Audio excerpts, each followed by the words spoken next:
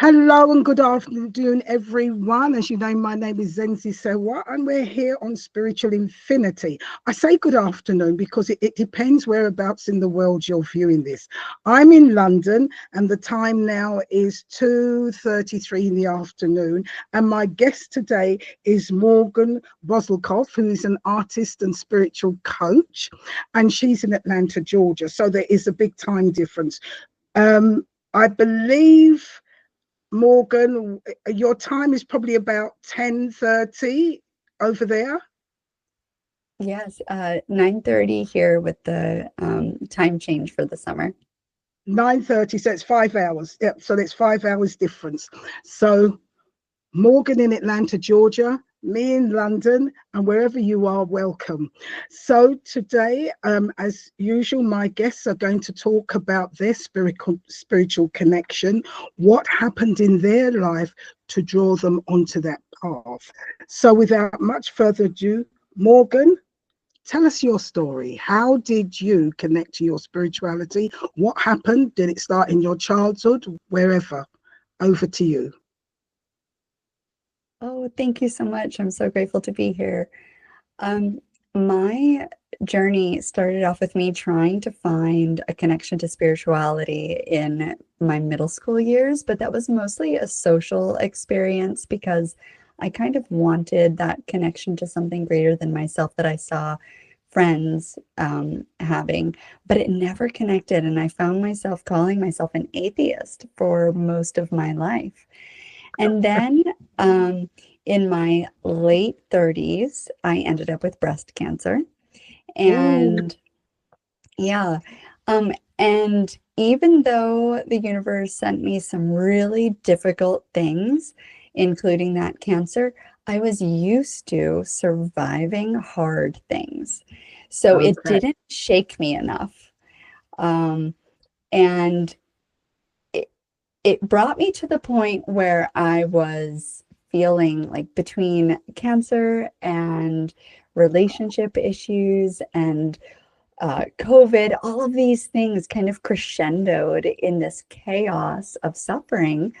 Um, and I liken the experience to being churned by the waves. If you ever get caught in the waves in the ocean and you don't know which way is up and you don't know when you can catch a breath and you don't know when it's going to be over.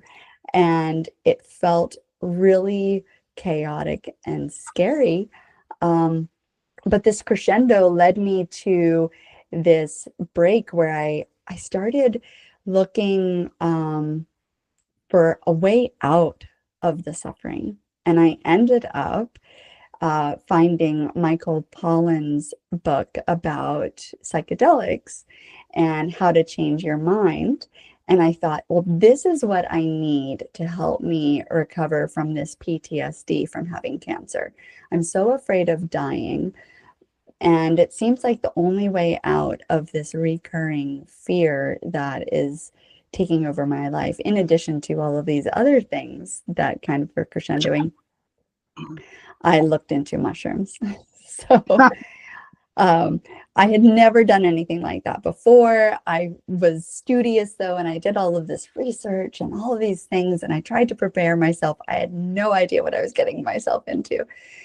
But my first experience woke me up in a way where I stood up out of that wave that had held me down in a chaotic suffering. And I realized that the wave was only knee deep. I like looked out and I was like, oh, there's a whole ocean out here. And from that moment on, where I got the message that if I could let go of my guilt and shame, I could become light and love, it was it was not easy from that point forward, but something was awakened in me that all I can say is that I was looking at my body in that first experience and being like, I have been asleep my whole life. Mm-hmm. Um, and then I had to make some really hard choices, and I changed the external circumstances of my life that felt more authentic. It was really, really hard though, because I had been so entrenched in old patterns and ways of being. And then I ended up doing ayahuasca. And I was reborn as a baby cow. And that really like set me on this path with plant medicine that, in a combination of changing my life and the way I had my relationships and, the way I was looking externally for all the things to fill the hole in my soul, I started changing those life things in addition to integrating my spiritual experiences in plant medicine into my daily life. I've just fast forward and fast tracked through spiritual experience from atheist to full on, like, we are all love, we are all connected, we are all divine. And life is better than I ever could have imagined it being. Not that there aren't hard things, not that waves don't come in still, but I can ride them. And now I know that it's possible to float and to like realize and recognize and remember that I am the ocean and so is everyone else. And that's something I had no access to for 40 years of my life. Can I stop you there? You said something, and I want to go back a bit. You said something that you had to let go of the guilt and shame. Yes. You realized you were carrying what, if you don't mind me asking, what was the guilt and shame that was you were carrying? Because this affects a lot of us that we don't realize as we go through life. We carry these baggages which do affect us physically and we don't realize. And I suppose you came to this awakening. What were the, if you can share with us, what was the guilt and shame you had to let go of? Yes, thank you. I didn't know it at the time because at the time, I believe that everyone is always doing their best in every moment, and we always feel justified in whatever our choices are. So I had been living in survival mode up to that point in my life where everything I did, it wasn't like I was doing these bad things all the time. I wasn't a bad person, right? But for example, I'll give you one example. As I did more and more medicine work, especially with psilocybin, I would get to the point in my journeys where sometimes, and this is going to sound really crazy and silly, but I'm an open book and I'm here to like let my story help others. So I'm going to say this without shame, but recognizing that some part of myself is like, oh, do I want to say this? I would be laying there in my medicine journeys, right? And I had gone through hours of mushroom experience, and I would have to go to the bathroom. I would need to pee. And it would run through my head, and I would be laying there, and there would be other people around in these group ceremonies. And I would say to myself, I need to get up and go to the bathroom. And then some part of me would say, I don't really want to get up and go. I really just want to lay here. And then I said, what is stop? Why do I have to? Why do I even have to get up? And I was like, well, if I wet myself, I will be embarrassed. What will people think? How will people judge me if I end up at the end of this ceremony like drenched in my own pee? And so, I had this like internal dialogue about the shame of this very like child created, right? Like that's something that's a very, very early shame in our childhood experience of potty training, right? And so there I am, like having this argument with myself, essentially. And I would get to the point where I'd just say, aren't you done with shame? Aren't you done with the shame and worrying about what people think and how people are going to judge you? Aren't you doing all of this spiritual work of release to let go of caring what other people think. And then I would just go, yes, I am done with shame. And then I would just go and I would be like, oh, okay. And so there was almost a sense of like beyond the experience itself and like what I was actually having this argument about myself, about with myself. That is something that I repeat in my daily life all the time. I want to do a thing. I feel this ickiness about what are people going to think, whether it's I say something online and this is the beauty of integration after psychedelics. If we just do a psychedelic journey, my experience, and we have these epiphanies and things, and we don't actually integrate them into our daily lives, then it's useless. And so letting go of my guilt and shame in my daily life looks like when I want to do an authentic thing and it comes down and I channel a thing and I want to say it or do it or wear something or whatever that authentic thing is. And then I hit that grind of, but what will other people say or think or judge me for? I have to decide. I have to decide if I'm choosing authenticity or attachment to other people, like Gabor Mate says. Do I want to let go of the shame that is baked into my ego in all of the ways that I'm afraid of what other people think? Because I'm just projecting those judgments anyway that I have of myself. Those are my judgments of myself. So that's a daily experience. I understand you because recently I have certain principles in my life because that I follow because I just feel this is me. And recently I bent those principles because of a situation and I thought just once. And then I got this annoyance inside me and I knew it was my higher self speaking to me and I wanted to know what is it, and knowing me, I pushed until I got the answer. And it was about me bending this principle because I wanted to fit in and please somebody. And in the end I had to turn round and say no, I'm not going to do it. And it did upset somebody quite close to me. But I tell you this because some weeks later, situations unfolded. It's a case where even that person has seen certain things. And now I can turn and say, that's why I didn't bend my principles, because it wasn't worth it.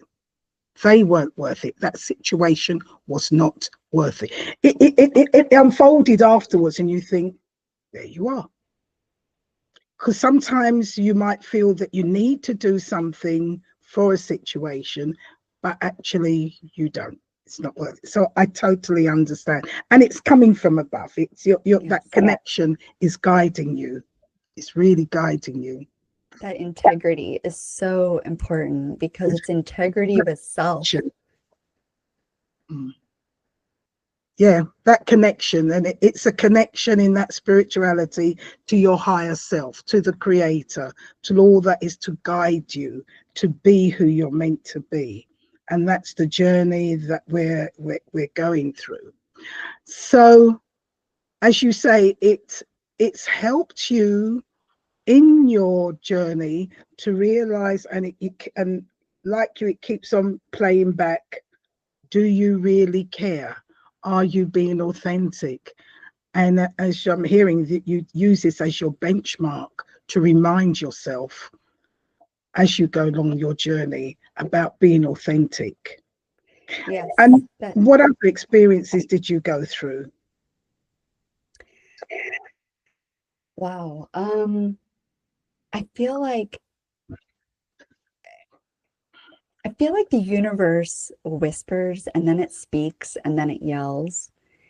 And until we have no choice.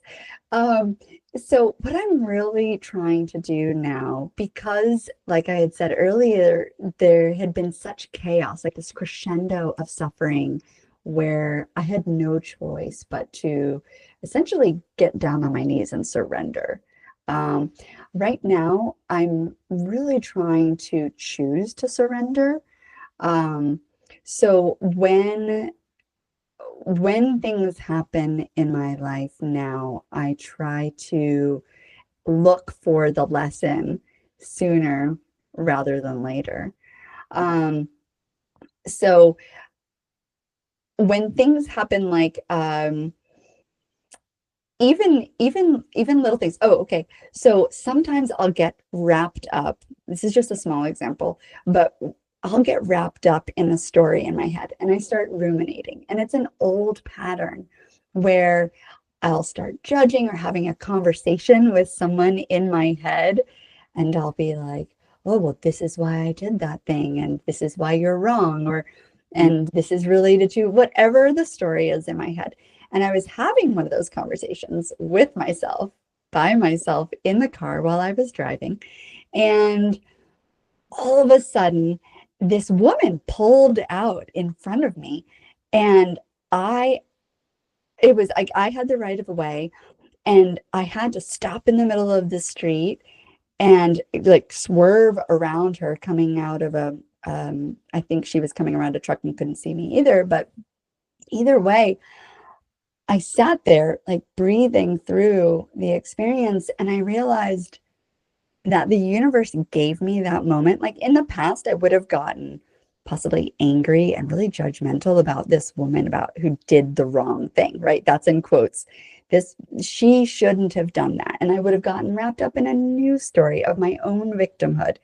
But instead, I was like, wow, in 2 seconds, I was completely brought out of an old pattern of this story that I was getting myself emotionally wrapped up in my head, and this conversation. And the universe was like, stop.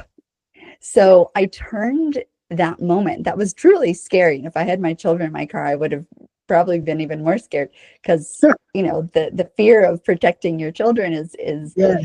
whew, it's very triggering. And so Yes.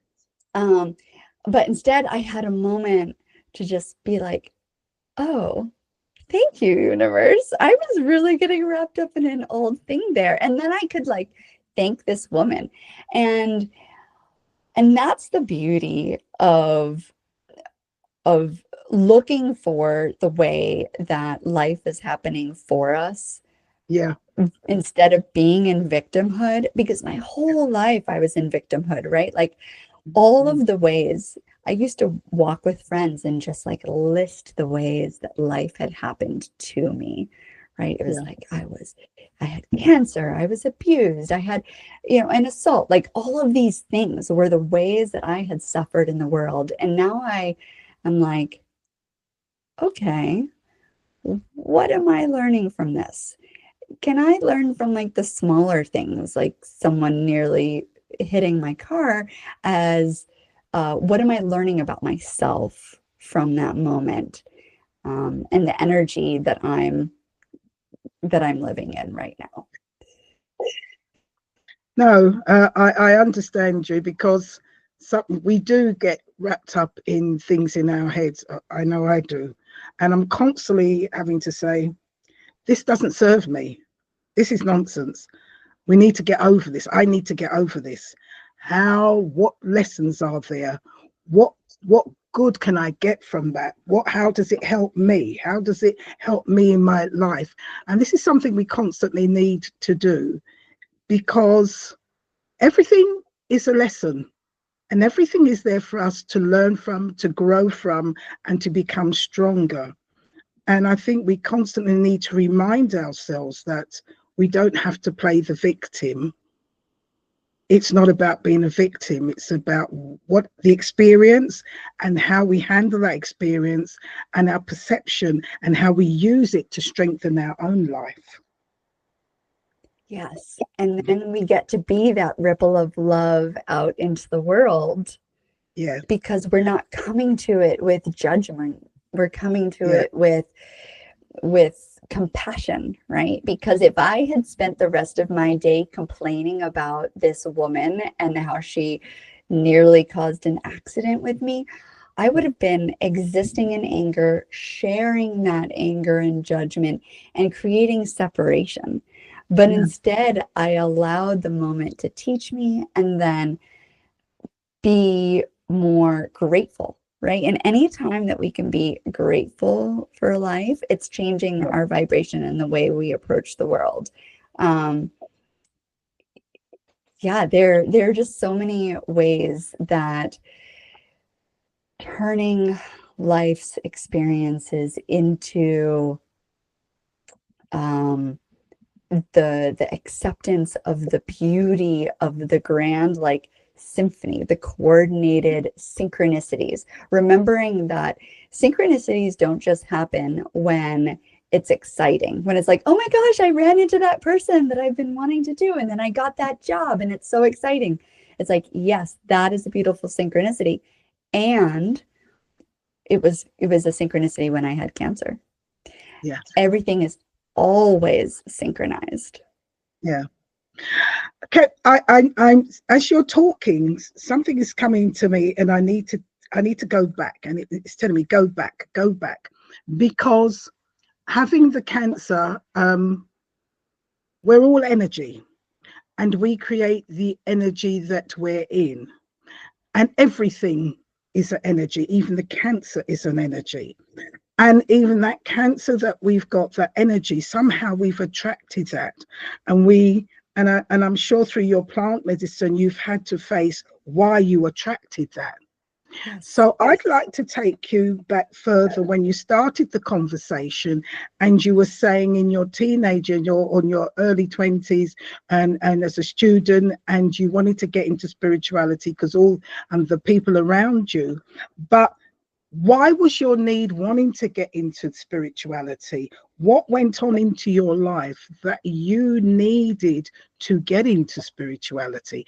Because you did touch upon abuse, you did touch upon assault, and there's anger. So, Yeah. and I've learned with situations, it is those situations that you drive you to ask questions and to want to know more. So, if it's not too painful, what were the situations that drove you to ask those questions and want more? Yeah, no, I'm an open book. So, as I would say that I was living in self-betrayal my entire life. And so that, of course, started young with the creation of my ego. In fact, one of my early experiences was an assault that led me to, as a toddler, that I saw in one of my plant medicine experiences, that I had only heard hints of in my daily life, or in my life. And I realized that I had been gaslighted, right? After I had that experience, I wasn't believed. And so I learned to not believe myself. And when I lived in that self-betrayal of not believing myself, not validating my life's experiences, um, I attracted relationships in my life that would gaslight me as well. Okay. And Yeah, I know that that's such like a triggering word, and it's this word that's just like thrown around, but truly, truly, I grew up in a way that told me, I'm trying to say this in a way that, like, I want to, I want to say that I know every part of my life was for my ultimate good. yeah. Um, so Let me. none of this is set in a victim mode, but I was living in victim mode, and I was looking for external solutions for my internal problems or my internal emptiness or my self-worth. I was looking externally. I felt like I was not enough. I was constantly trying to do better in school, do better with friends, do better, be more, have more. And that hole of not enoughness, I wanted to fill with external things because I was not validating them within myself. But you Yeah. also said that this started, at what age did this start? Because for you to keep on like this, you were constantly gaslighted, constantly Yes. made to feel this way. At what age did that begin? As far back as I can remember. I mean, it started in my family. Mm. And then because I wasn't doing the work, I mean, no fault of my own, right? Like I don't blame myself. I'm always doing my best at every time, like everybody else. But I kept repeating the pattern of Yeah, finding relationships yeah, that would repeat my childhood ego creation yeah, until it finally got so loud and the universe was yelling at me in my late 30s. And yeah, honestly, before I had cancer, like to bring it back to the cancer thing, I had autoimmune disease. I yeah, was living in self-betrayal where I was choosing not to live. I was not in a way where I was wanting to die, although I did honestly experience those points where things got so bad where I was just like, I can't do this anymore. I mean, I know a lot of people experience that. And instead of making external changes in my life, because I was in love with myself, yeah. I wasn't. I had all of these. Okay, I bet a lot of your listeners can relate to this. There's this recipe that we are given as children of like, if you do this, this, and this, Yes, everything will be fine. And so yeah, for me, I was, okay, if I am a good student, if I get to a good college, if I get a good job, if I get married, if I have children, that will fill the hole in my soul and I will have baked the ultimate cake of life and I will be full, right? But yeah, it did not work that way for me. I kept doing the things. I was a great student. I was a great athlete. I did the things and I was never enough. I was not enough for everyone else in my life as a child, for my parents, and I was not enough for myself when I became an adult. And it wasn't until I finally tapped into my spirituality through plant yeah, medicine that I experienced yeah, enoughness for the first time in my life. But before I had cancer, I was attracting that illness through self-betrayal. yeah, I Every time something came up that said, follow your heart, I yeah, kept saying, no, but I need to have someone who loves me. I yeah, need to find someone to commit to me and to marry me. And that was my journey. I was asking boys out since I was in kindergarten. I have this visual of myself on the playground in kindergarten, asking a little boy, will you please be my boyfriend? Because I desperately needed, I thought, someone to love me, not realizing that I needed to love me. And because I was so attached to that external validation, because I wasn't giving it to myself because I didn't know how, I found relationships that reflected back to me my yeah, shadows of you are not enough. You yeah, are not worthy. You are not like list all of the shadows. I finally found someone who I was with for a long time who reflected every single shadow to the point where I just forgot who I was completely. I am mm, I love art. And reflected back to me was, you are not creative. And that is the most core, essential part of my being. And yet I had to get to the point where I was not doing anything with my art. I threw my art away because it wasn't accepted by the yeah, person I was with. That's literally, and in this, that's like a representation of me throwing away parts of myself in order to hold on to this relationship, because that was part of that recipe of what it takes to have a successful life. Because I bought into that story. But you bought into that story because from a child, from, as you say, from when, as far back as you can remember, which could be age of 2 or 3 or whatever, you were never made to feel that you were enough. You were never made to feel loved. And this is why you were looking at you and we all are created in love. The Creator created us from love, so we know what it is to be loved. So when we find over and over again through humankind, the thing that we're all fighting for is love, and we cannot fight for what we don't know. And this is what I say to people: if you've never experienced coffee, you can't yearn. Eating a strawberry, you cannot crave for a strawberry. You can only crave for that which you know. And because we were created in love and coming from love, and when we now cross over into this life, into this human existence, and we're given to parents, and those parents and that family does not nurture the love which we need, it damages us. And so inside we want that love, and through that abuse, and you're growing up because as you're talking and I'm seeing and I'm listening all the way through, your art is part of you. It's your gift that the Creator is one of the gifts specifically for you. We all come in with our gifts, but we all come in with love, and love is an essential part. And through your life, you earnestly looking for love and looking for the acceptance from other people.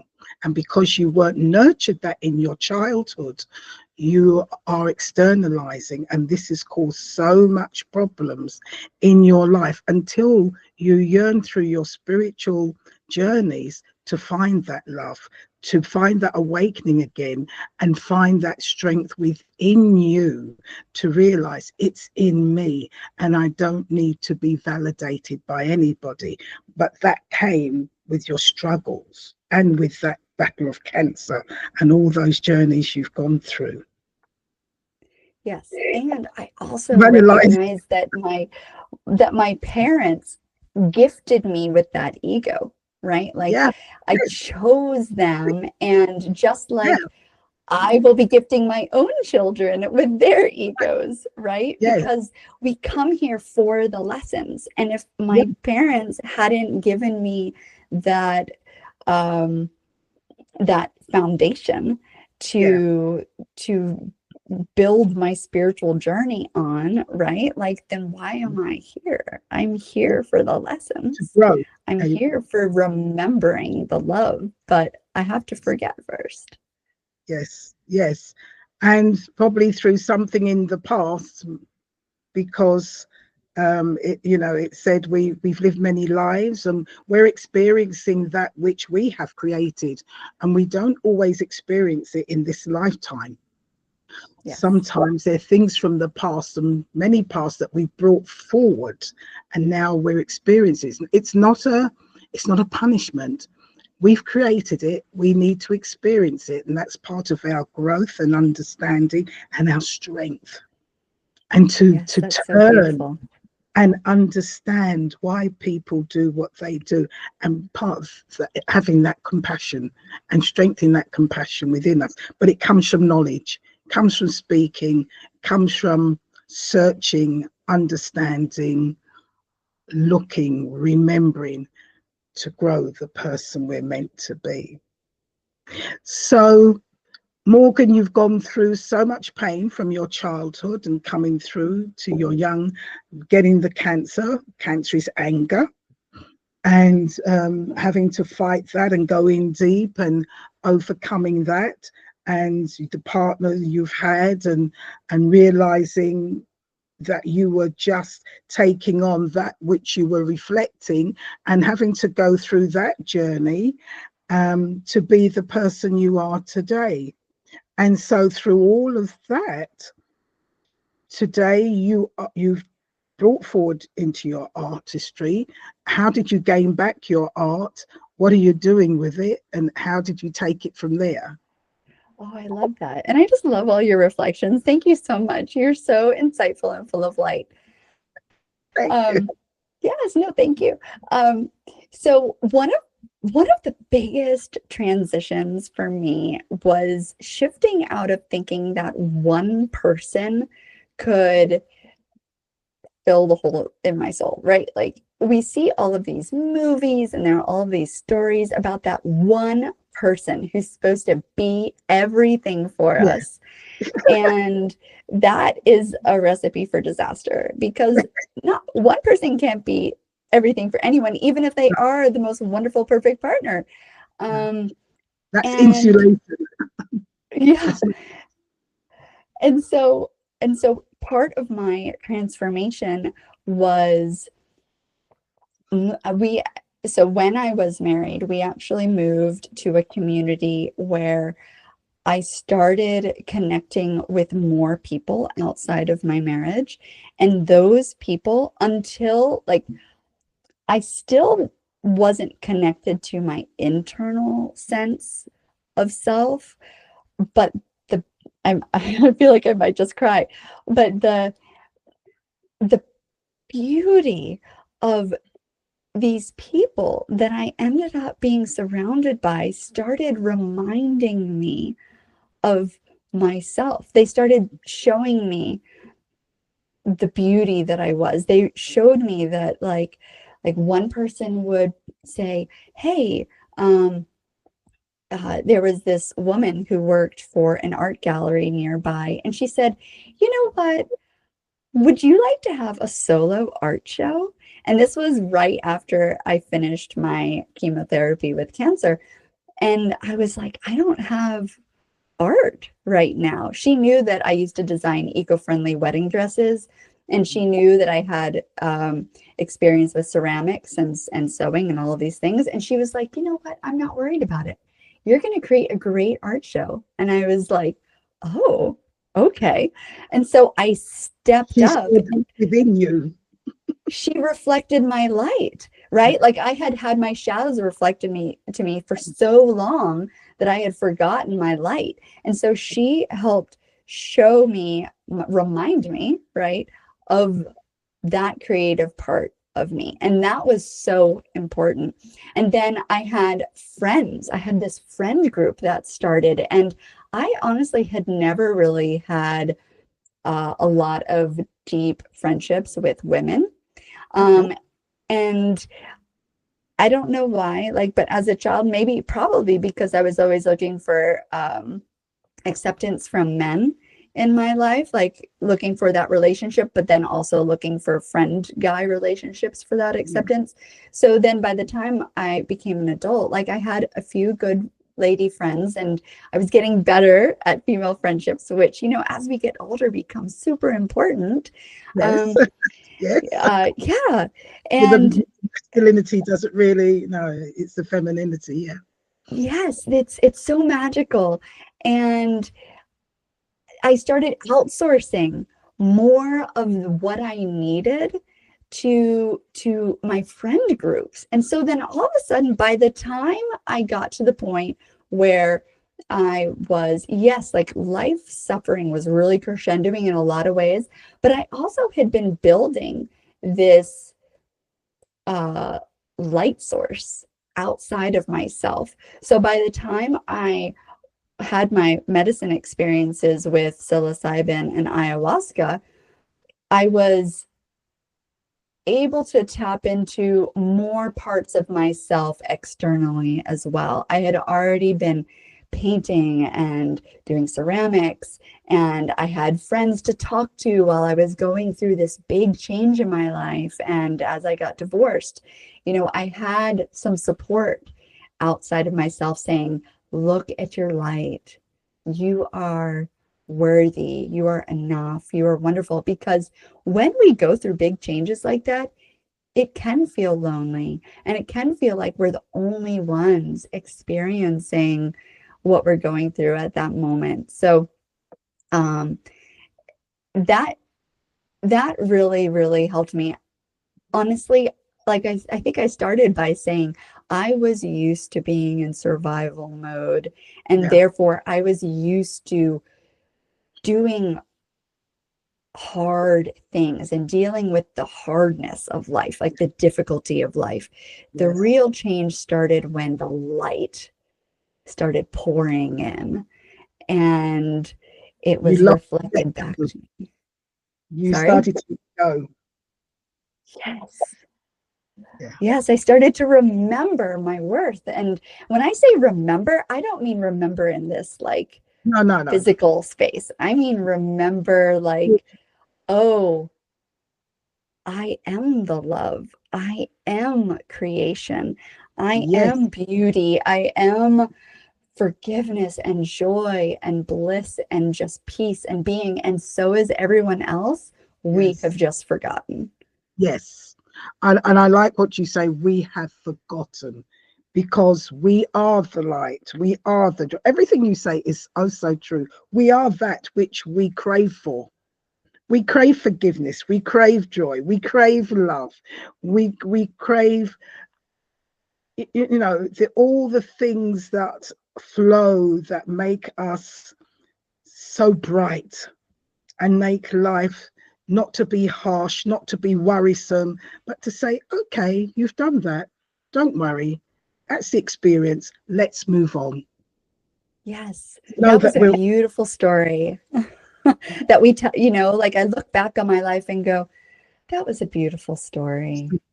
yeah, wonderful. Absolutely wonderful. So, Morgan, how now in this present day, how are you using that in your life? What are you doing with your art as a spiritual coach? How are you working that now? Because you've got so much Yeah, experience to share and give and understand. thank you. I was always an oversharer, and I used to feel so much shame around that, where I was like, oh, I'm way too comfortable sharing like my life with people and it overwhelms them. But now that I'm not in victimhood mode anymore and I'm not just sharing my pain, I'm actually sharing the other side Yes, of that, like the journey from dark to yes, light. yes, I'm so grateful for that part of myself, right? That throat chakra, that yes, deep connection from heart to throat to be able yes, to share. yes, So what happens is when people have breast cancer, they often, like people in my circle and extended circle, I end up connecting with them, and I help them move through. And sometimes okay, not sometimes, all the time, we are medicine for each other, right? yes, Like yes, life is the ceremony, life yes, is the medicine. So even when I talk about plant medicine ceremonies, like those are just crash courses in what life is doing for us yes, too. So yes, at this point, my resonance, my vibration, my song, my, universe is universe, one story. And we are all part of like one story, and we are all fractals of that story. So my personal song, my personal story resonates with different people in different ways. And so if someone is going through a divorce or is having an experience with a relationship like I had, they tend to come to me and they will uh, ask me how I got through what I went through. They might, you know, express their feelings. And oftentimes, because I was invalidating myself my whole life, people who are in that struggle of having a really difficult experience yeah, and learning to validate their experience, oftentimes they'll come to me for that reflection of, yes, what you are going through is real. It is not you, right? Like this part is you, but this part is not. you know, there are so many times that we get into relationships where, you know, we're everyone's projecting onto each other, and we have to kind of determine what part is ours. And so I help What is a lot of people do that. You know, they're going through relationships, and I encourage people to find their authenticity and believe it and validate themselves. And if they're wearing shoes, and that's a metaphor, if they're wearing shoes that are uncomfortable, take the shoes off, right? off? Like, Yes. yes, like we wear shoes that we have put on either early in our life and they don't fit anymore, and they're like causing us so much pain and giving us blisters, and but we think they look good or that we should be wearing the shoes. And it's like, girl, take off the heels. Like, they are bad for your back, you know. Change the shoes, change them. You don't need them anymore. They're no good for you. Yes, or like, oh, yes, Morgan, like, or try on a new pair. That's it. Try on something else. You've outgrown that style. It's time for something else. Morgan, you just said something that was so I just picked when you said about the universe and the story. And what I got, it said, yes, united verses. And we're all part of those, we're all part of the individual verses, and we've all come together to make that one verse. And universe, united verses. Oh my gosh, I just said, oh gosh. Morgan, how can people get hold of you if they need your help, or are you doing art to sell, or you know what? Tell us just before we end so that people can connect with you, please. Oh, thank you. Yes, both are on my website, and my Instagram is also the same name. It's Morgan B Studio, and that's Morgan B like boy, Morgan B Studio, and it's morganbstudio.com and Morgan B Studio on Instagram. And then my YouTube is All Is Love dash MB, like Morgan Boszilkoff. So yeah, I'm out there. My art is on there. I can also be connected to for my spiritual coaching, and I am here to channel beauty and love, and not to give that to anyone, but to help people remember it within themselves, and then spread that ripple of love and beauty into the world. And it is about remembering. It is, because we all have it, but we've forgotten it. So much so. Morgan Boszilkoff, thank you so much for your time today. Thank you so much for sharing your story with us. And I know it's going to help a lot of people to remember, to look at, and to look back in their past and know that they're not alone. That so many of us are going through things in so many different ways, and we've come through it. And it is about connecting to our higher self, that higher self that's connected to the creator, God, the mystic law, whatever name you want to give it, it's one of the same. And we were all created in unconditional love. It's within us, and we have the power to heal and change our lives to be that love, that joy, that compassion, that forgiveness that is of the universe. So for now, Morgan, thank you so much indeed. And to everyone, bye for now. Thank you so much.